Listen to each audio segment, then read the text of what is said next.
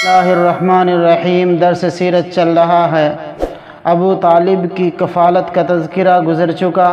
اسی دوران شام کا پہلا سفر اور قصہ بحیرہ راہب ہے کہ آپ صلی اللہ علیہ وسلم کا سن مبارک 12 سال کو پہنچ چکا تھا کہ ابو طالب نے قریش کے قافلہ تجارت کے ساتھ شام کا ارادہ فرمایا۔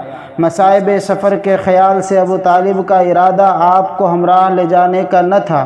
عین روانگی کے وقت آپ کے چہرے پر حزن ملال کے آثار دیکھے، اس لیے آپ کو اپنے ہمراہ لے لیا اور روانہ ہوئے۔ جب شہر بصرہ کے قریب پہنچے تو وہاں ایک نصرانی راہب رہتا تھا جس کا نام جرجیس تھا اور بحیرہ راہب کے نام سے مشہور تھا۔ نبی آخر الزماں کی جو علامتیں آسمانی کتابوں میں مذکور تھی ان سے خوب واقف تھا اور باخبر بھی تھا۔ چنانچہ مکہ کا یہ قافلہ بحیرہ راہب کے صومعہ کے پاس جا کر اترا تو اس نے حضور پر نور محمد عربی صلی اللہ علیہ وسلم کی صورت دیکھتے ہی پہچان لیا کہ یہ وہی نبی ہیں جن کی کتب سابقہ میں خبر دی گئی ہے، اور آپ کا ہاتھ پکڑ لیا۔ ابو موسیٰ اشعری سے مروی ہے کہ ایک بار ابو طالب مشائخ قریش کے ساتھ شام کے سفر گئے۔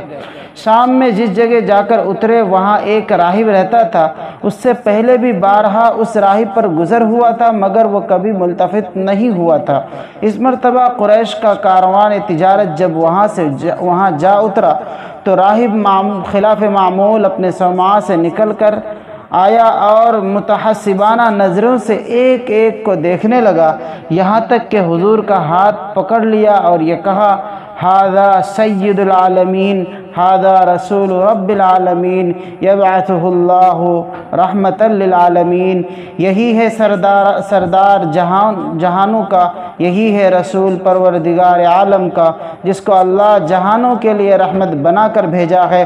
سرداران قریش نے اس راہب سے کہا: آپ کو یہ کیسے معلوم؟ راہب نے کہا: جس وقت آپ سب گھاٹی سے نکلے تو کوئی شجر اور حجر ایسا باقی نہ رہا جس نے سجدہ نہ کیا ہو، اور شجر و حجر نبی ہی کے لیے سجدہ کر سکتے ہیں۔ علاوہ ازیں میں آپ کے مہر نبوت سے بھی پہچانتا ہوں جو سیب کے مشابہ آپ کے شانہ کے نیچے واقع ہے۔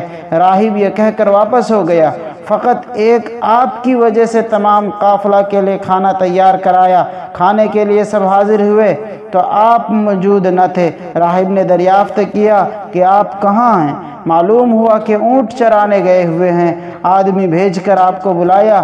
جس وقت آپ تشریف لائے تو ایک ابر آپ پر سائے کیے ہوئے تھا۔ جب آپ اپنی قوم کے قریب پہنچے تو دیکھا کہ لوگ سب پہلے درخت کے سائے میں جگہ لے چکے ہیں، اب کوئی جگہ سایہ کی باقی نہ رہی۔ ایک آپ جان بیٹھ گئے۔ بیٹھتے ہی درخت کا سایہ آپ کی طرف جھک گیا۔ راہب نے کہا: درخت کے سائے کو دیکھو کس طرح سے آپ کی طرف مائل ہے، اور کھڑے ہو کر لوگوں کی قسمیں دینے لگا کہ کہا کہ آپ لوگ ان کو روم کی طرف نہ لے جائیں، رومی اگر ان کو دیکھ لیں گے تو ان کی صفات اور علامات سے آپ کو پہچان کر قتل کر ڈالیں گے۔ اثناء کلام میں اچانک ایک جو راہب کی نظر پڑی تو دیکھا کہ روم کے 7 آدمی کسی تلاش میں اسی طرف آ رہے ہیں۔ راہب نے پوچھا: تم کس لیے نکلے ہو؟ رومیوں نے کہا: ہم اس نبی کی تلاش میں نکلے ہیں جس کی توریت اور انجیل میں بشارت مذکور ہے، وہ اس مہینے میں سفر کے لیے نکلنے والا ہے، ہر طرف ہم نے اپنے آدمی بھیجے ہیں۔ راہب نے کہا: اچھا یہ بتاؤ کہ جس شے کا خداوند ذوالجلال نے ارادہ فرما لیا ہو کیا اس کو کوئی روک سکتا ہے؟ رومیوں نے کہا: نہیں۔ اس کے بعد رومیوں نے بحیرہ راہب سے عہد کیا کہ ہم اب اس نبی کے در پہ نہ ہوں گے، اور یہ 7 رومی وہیں بحیرہ راہب کے پاس رہ پڑے، کیونکہ جس مقصد کے لیے نکلے تھے وہ خیال ہی بدل گیا۔ اسی لیے وہ واپسی کو خلاف مصلحت سمجھ کر بحیرہ راہب کے پاس ٹھہر گئے۔ راہب نے پھر قریش کے قافلے کو قسم دے کر یہ دریافت کیا: تم میں سے اس کا ولی کون ہے؟ لوگوں نے ابو طالب کی طرف اشارہ کیا۔